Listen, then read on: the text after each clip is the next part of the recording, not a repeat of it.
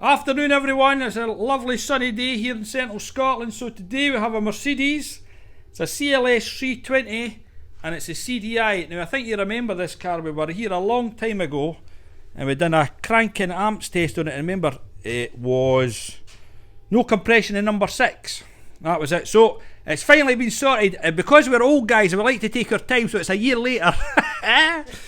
So today's problem is John, who owns the car, put it all back together again and it started, so that was fine.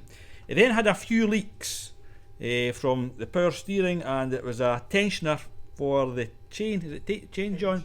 Timing chain. So he repaired that. So when he then went back again to start the thing, nothing. It was dead. So you can see there on the instrument panel, it's lit up. So the first thing we done, we went and done a scan on it. I'll let you see, you'll remember this engine. Before, it's a 6-cylinder, 3 litre, is it 3.2? 3 litre. 3 litre, common rail. So, on the Mercedes, Autel's quite good.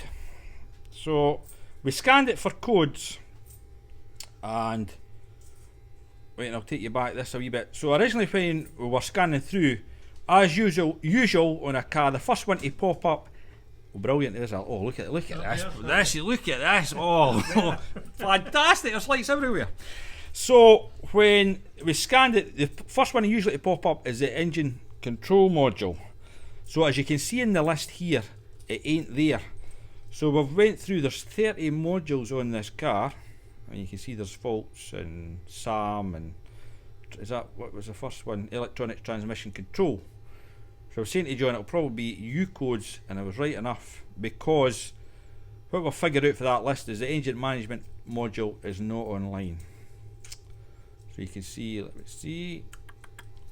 So there you go. So the electronic transmission control module, that's it's an automatic, obviously. Hit is complaining about no CAN message received from the engine management module. So we agreed with that. So what our first test, I don't need to show you that because you're clever people. The easiest thing to do is to find out if you've got any power coming from the engine management module, going to your nearest, easiest sensor to access. So we went right for the fuel pressure sensor there, and John went in with his multimeter and checked along the pins, and usually it's a middle, no, one of the end pins, it would be 5-volt reference. There's nothing there, so that module is dead. So what we're assuming is we must check our fuses first of all. So there's a fuse box in there, and there's a fuse box inside John reckons, and then there's another one in the tail. So the easiest way to do this is to load up this snap-on machine, and we'll have a look at the layout, and if I find anything I'll get back to you. Cheers. Right, so here is an update. So on this car we went and checked the fuses, and indeed there was one blown. So see at the back there, let me see, I'll see if I can get into this shot here. There we go, see that clear fuse up the back there? That is fuse number 57. Oh dear. Fuse 57, 25 amp fuse, so it's right at the back of the box, awkward to get to. So we popped that one out, and indeed it had been blown. So we put another one in, it blew immediately. Then what we decided to do, we done a couple of things which was foolish of us, but so that, let me try it back a bit. So that fuse 57, it feeds the ECU, it feeds the power steering pressure switch, it feeds the EGR valve, it feeds the air intake, the air intake valve. I'll just read it off here, I didn't want to show you these wiring diagrams. EGR valve, turbocharger boost actuator, which is this guy here, and the power steering pressure switch, and also the glow plug control glow plug control unit, which is here. Right, I'll just get my torch. So that's the glow plug control unit there. So we powered down the ECU, or we couldn't power down the ECU because it was never powered up because the fuse kept blowing, right? So we turned the ignition off.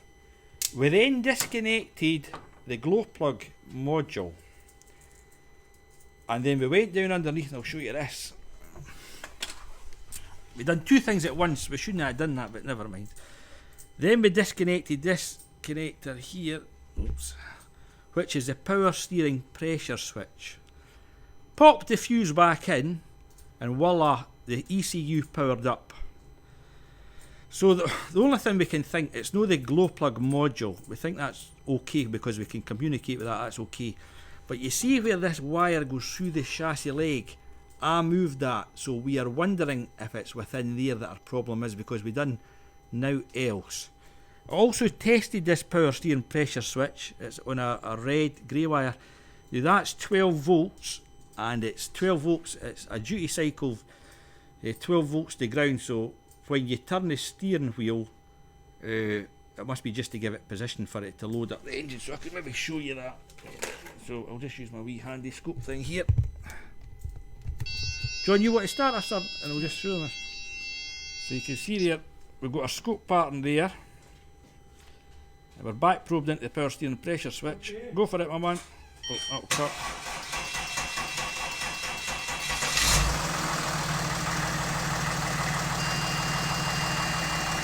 That'll be fine, John. So you can see there it's 0 to 12 volts for that power steering pressure switch. And it must alter the duty frequency of that signal so it knows if it's turning. That's the only way it can work, because there's a little, John's got an old one there. I'll show you. You got the winding there, John? That wee power steering pressure switch, the old John. There it's here, this was actually broken. So you can see that there, so there's a winding in that, so as that turns, the magnet must turn around and thing with the winding, so that's how it knows that the power steering is turning. So I've got to be honest with you, we really can't get to the root cause of what this is. But what John does know now, he knows it's fuse 57, so he can go right back there. And we think it's either the power steering pressure switch or the wiring associated with these 4 components. So sometimes you've just got to leave things like that and head home for your dinner. They're no happy, but what can I do? But so if I ever get an update or John gets back in touch with me, I can tell you, but it's a strange one. It's a strange one. But anyway, so if you have a crank no start on a BMW, make sure you check the fuse. What did I say, BMW? Mercedes, I'm losing it. Mercedes. Check that fuse. 57. 57 up the back there, main fuse. Cheers.